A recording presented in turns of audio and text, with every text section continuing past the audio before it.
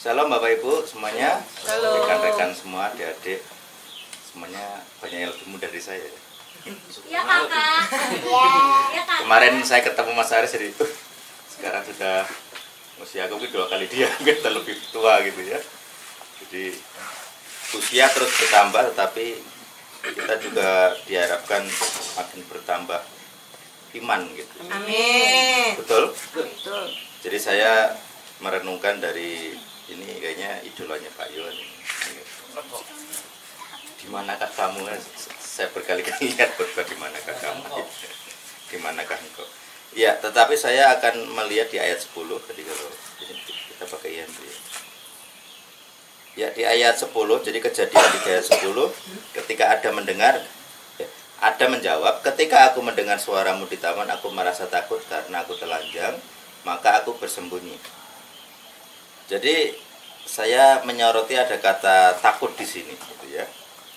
Sementara di ayat sebelumnya ketika tentang penciptaan dan dikatakan tentang ketelanjangan ini, itu menggunakan kata malu bukan takut.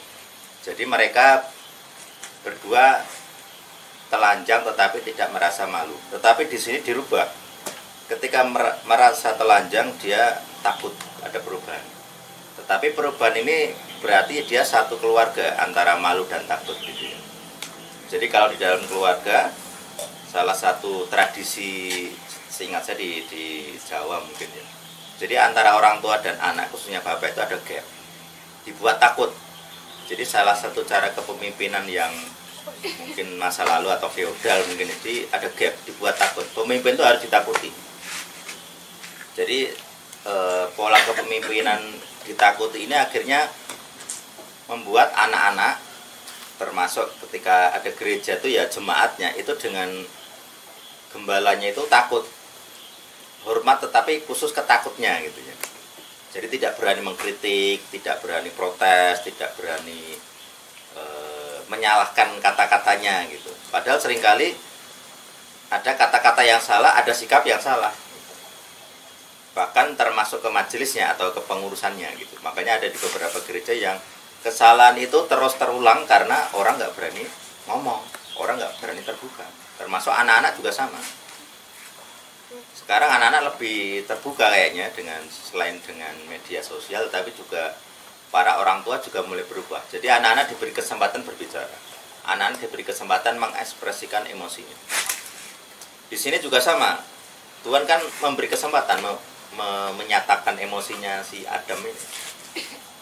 Kamu kemana? Kamu di mana? Itu kan dia tidak sedang mendoktrin sesuatu atau langsung menjudge, menghakimi. Enggak. Ditanya dulu, kamu di mana? Lalu si Adam menyatakan emosinya, saya takut. Nah ini pola yang perlu kita amini dan terapkan dan hidupi gitu ya.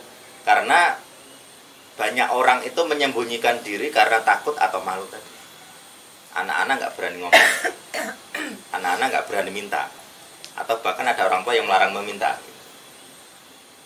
Jadi entah karena faktor apa, kamu nggak usah minta ini itu gitu. Atau karena jaga jarak tadi, jadi anak itu nggak berani. Maka ketika ada masalah, anak itu nggak berani ngomong gitu. Ini jadi masalah gitu. Kedepannya anak-anak ini ketika nggak berani ngomong, dia akan memendam sendiri gitu. Terus nanti ketika dia melakukan kesalahan, pun tidak akan ngomong. Ke orang tua nggak akan ngomong. Gitu. Baru nanti setelah kasusnya membesar dan orang tua sudah nggak sanggup menangani sendiri, baru ketahuan. Gitu. Bahkan seringkali kalau di para artis gitu ya, ada orang tua yang tahu anaknya menikah dari media, kan aneh. Masa pernikahan nggak ngomong sama sekali gitu. Karena ada entah ketidakcocokan atau ada gap tadi, ketakutan di dalam. Makanya saya tadi mencoba melihat kata takut ini, kata aslinya itu menggunakan kata ra. Nah kata ra ini itu ternyata kata dasar dari pohon pengetahuan. Jadi dikatakan bukan biasanya digunakan kata pohon pengetahuan baik dan jahat. Jadi kata jahat ini kata ra. Nah kata ra ini sebenarnya tidak selalu ke kata jahatnya, tapi lebih kepada disfungsi. Jadi seseorang yang memakan buah pengetahuan, dia akan mengetahui bagaimana sesuatu berfungsi dan bagaimana sesuatu tidak berfungsi. Nah, dari sinilah ada yang namanya manipulasi. Karena kita tahu bagaimana sesuatu tidak berfungsi, kita bisa merusak intinya. Makanya orang-orang yang memiliki dosa pengetahuan itu punya kemampuan merusak. Maka saya mengingat ada satu ayat begini. Anak-anak dunia itu lebih cerdik daripada anak-anak Tuhan. Kenapa? Karena mereka tahu bagaimana caranya merusak, bagaimana memanipulasi, bagaimana menipu. Jadi mereka tahu, mereka diajari dari buah pengetahuan itu sendiri. Makanya kalau kita punya potensi merusak, dan ini adalah anak-anak Tuhan, rusaknya di gereja, rusaknya di keluarga. Kalau kita lihat anak-anak di mana-mana ya sering ya, ada kasus misalnya warisan, rebutan gitu, itu kan merusak. Jadi konteks merusaknya bisa di keluarga, bisa di gereja. Di gereja bisa rusak, antara pendetanya pun rusak, majelis atau pengurusnya juga rusak gitu.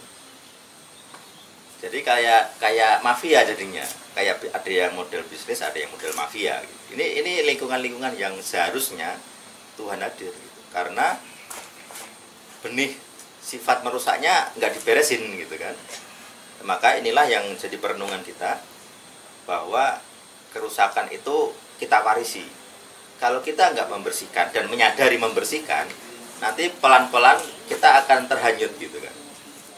Kita akan dirusak tanpa sadar dan kita mendukung kegiatan kerusakan.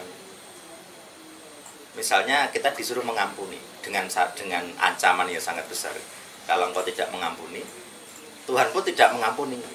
Wah, ini kan luar biasa gitu. Ini ayat yang paling sulit dilakukan saya pikir ya. Jadi kalau kita mau masuk surga kan seharusnya diampuni. Kalau kita nggak mengampuni orang, ancamannya bisa nggak masuk surga. Makanya kemarin yang kita sampai jam 2 itu diskusinya bagus sekali. Kenapa orang Kristen selalu menonjolkan hanya percaya saja? Percaya masuk surga.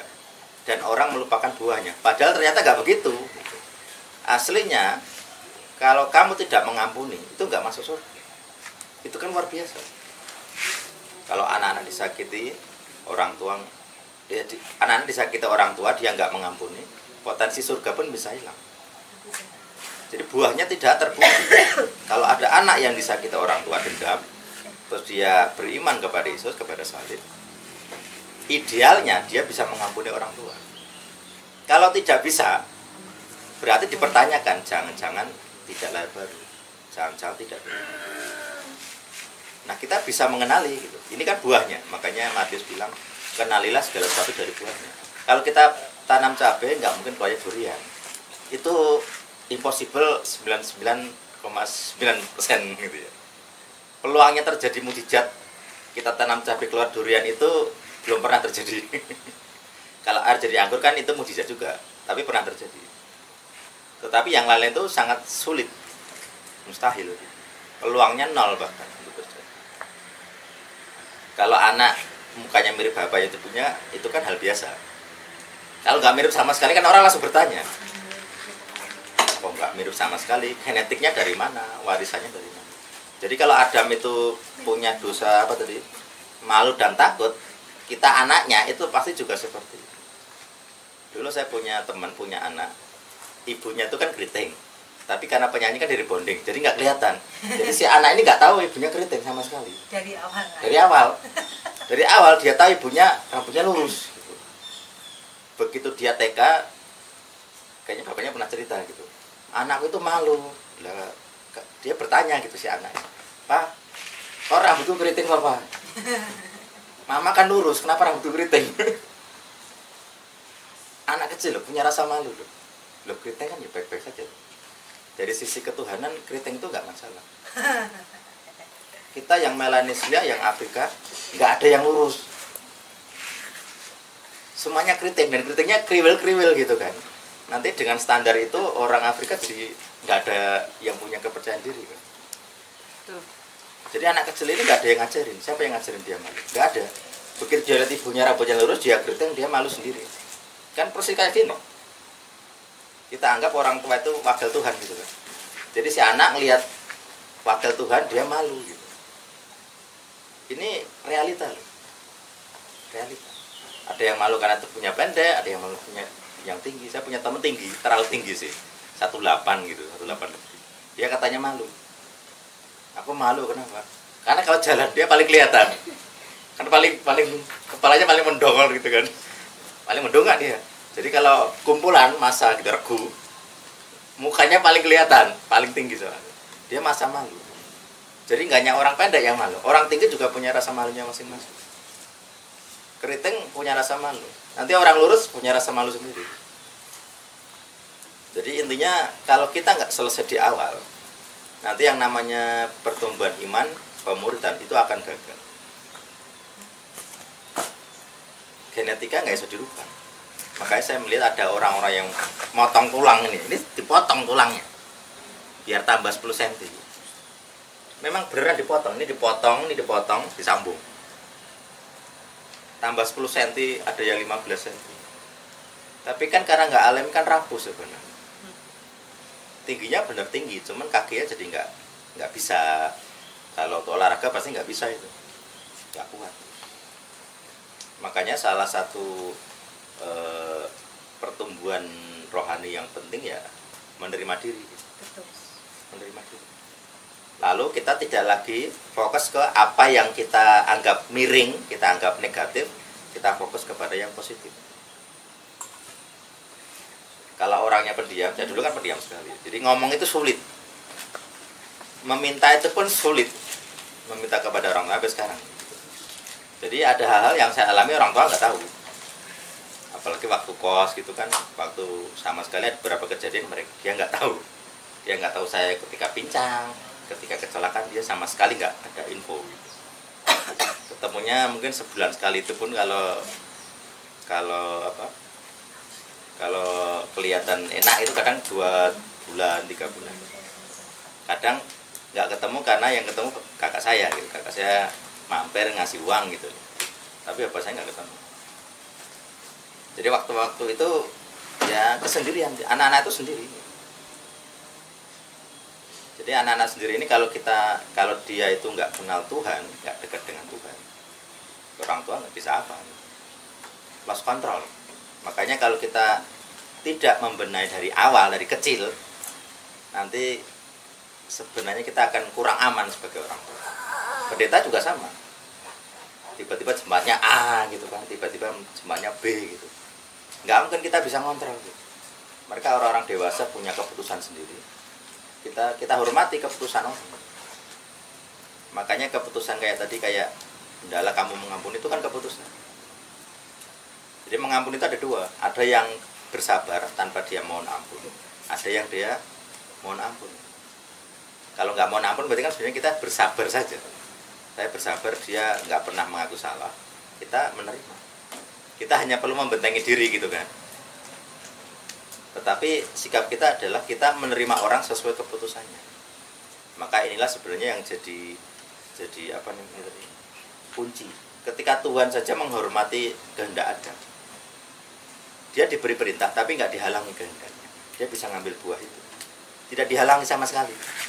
Kan dia tahu, dia tahu toh. Di Adam juga banyak penjaga mestinya kan. Mesti ada yang lapor gitu loh. Ya Tuhan, Adam mendekati pohon, pasti tahu gitu. Kalau mau mencegah kan bisa dicegah, tetapi nggak dicegah. Kenapa nggak dicegah? Karena sebenarnya dia menghormati kehendak kita.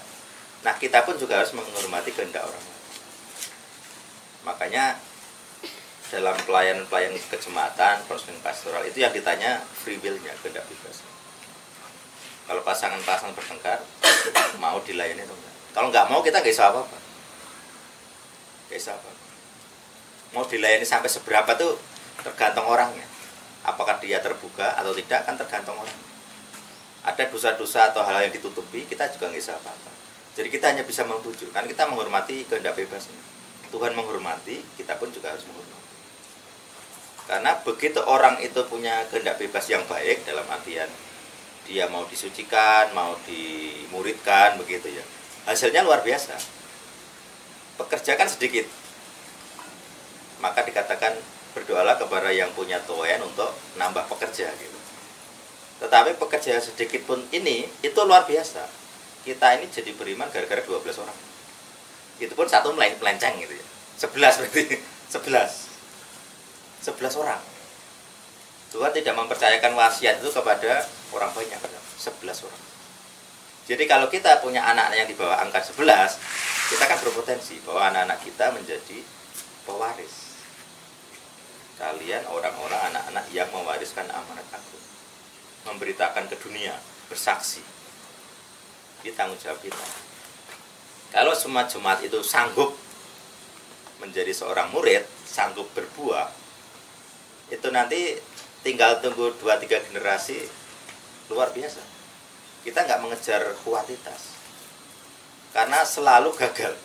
Gereja-gereja yang mengejar kuantitas, keluarga-keluarga yang mengejar kuantitas selalu gagal. Entah pendetanya jatuh apa gitu ya, entah keuangan, entah masalah keluarga, rumah tangga, atau jemaatnya. Selalu begitu polanya. Jadi kalau di awal kita ngejar kuantitas, selalu hasilnya adalah orang-orang yang tidak berkualitas. Tapi kalau kita ngejar kualitas, kuantitas itu akan muncul sendiri. Dari 11 orang. Sekarang yang disebut Kristianus 1,5 miliar. 1,5 miliar. Orang berani ke Papua dimakan oleh orang kanibal. Beneran dimakan gitu. Jadi mereka lihat, babi putih gitu, langsung dimakan. Jadi lihat bule itu dianggap babi putih gitu. Dimakan, memang beneran dimakan. Dianggap kan mereka bukan manusia gitu loh, dianggap makhluk apa ini, makhluk hutan. Mereka tinggal di hutan. Orang-orang Eropa ke seberang lautan berani meninggalkan, bahkan ada kisah-kisah meninggalkan sudah punya pasangan, harus ke Cina, harus ke Nusantara gitu. Meninggalkan itu, putus hubungan, karena si perempuan nggak mau diajak gitu, karena ngerti sendiri di sana enak gitu kan, ke seberang lautan itu kan beda bangsa, beda budaya, tropis apalagi. Jadi banyak orang Eropa itu di negara tropis itu mati, kena malaria. Di laut kan, lewat laut juga banyak masalah, ada yang mati di kapal, banyak penyakit. Jadi orang bule itu di negara kita itu nggak nyaman sebenarnya, banyak penyakit. Kayak kita di sana kalau musim dingin juga kelenger pasti kan. Mereka minus di bawah 0 aja santai. Orang Rusia nyebur banyu es gitu, air es santai. Tapi orang-orang itu mau berjuang gitu. Yalah kita apa? Kalau kita nggak punya kualitas, nggak mungkin kita sanggup seperti itu. Makanya fokus ke merasa takut ini terus bersembunyi, ini jadi problem. Jadi kalau kita membiarkan ada rasa takut, ada rasa malu, terus kita sembunyi dari Tuhan, kita nggak akan menghasilkan apa. Baik, demikian. Semoga kita semua bisa merenung bahan ini. Intinya hidup itu harus punya tujuan yang jelas. Kalau saya dulu memutuskan full time ya ada tujuannya, ada prosesnya. Dimana saya nggak boleh punya bendera di atas saya gitu. Dan dulu waktu bekerja itu konfliknya adalah apapun omonganmu di luar jam kerja pun itu urusan kantor. Batinku gitu kan, gile aja gitu. Malam kan itu konfliknya malam gitu kan. Jadi kalau malam pun saya ngomong sesuatu itu dipantau gitu, atas nama dia, atas nama kantor gitu. Jadi kan harus ada batasan-batasannya. Jadi itulah ya di pergumulan. Berarti saya nggak boleh seperti itu. Saya nggak bisa dibatasi oleh kerangka lain. Jadi harus bebas. Jadi harus Tuhan gitu loh, maksudnya benderaku Tuhan. Tidak bisa kerangka lain. Nah itu keputusan. Harus ada kualitas yang apa? Saya terapkan gitu. Kalau nggak bisa, ya nggak berani. Makanya inilah gejala-gejala yang bisa kita lihat. Bukan hanya kita mengejar hidup ini untuk menikmati saja, tetapi kita harus menghasilkan sesuatu. Bukan untuk kita saja gitu. Jadi kita hidup itu kalau kita baik, buahnya pasti baik. Yang tadi kita lombok, pasti buah kita lombok. durian buah kita dosa. Kalau orang tuanya beriman, anaknya nggak beriman kan jadi pertanyaan dan kesedihan pasti kan. Saya punya teman begitu, pindah agama gara-gara perempuan gitu. Lah ibunya menangis sih, gitu. Waduh anak masuk neraka gitu. Saya kira anaknya ini saya jangkau gitu. Terus saya masukkan dalam persekutuan. Walaupun KTP-nya masih lama nggak masalah, sampai sekarang. Nggak apa-apa, ibunya nggak tahu dia itu sebenarnya anak beriman sebenarnya.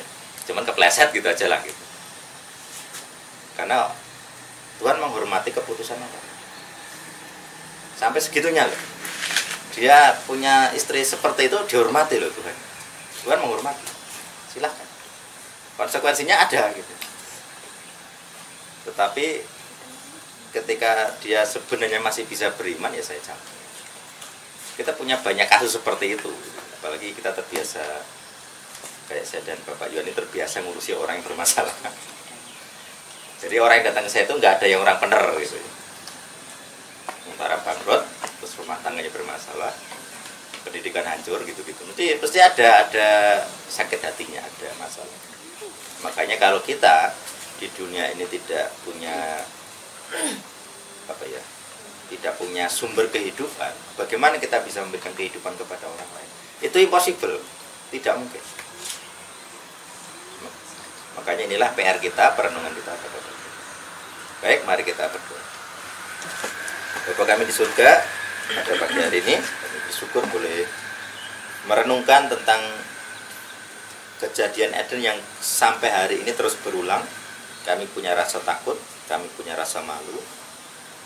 Bahkan untuk hal-hal yang kecil pun kami kadang merasa takut, kami kadang merasa malu, malu berbicara, tidak percaya diri. Karena inilah warisan dosa kami, karena itu kami ingin dibersihkan. Kami siap bertumbuh, kami juga menyediakan diri untuk dibangun. Supaya kami juga lebih baik, watak kami berubah.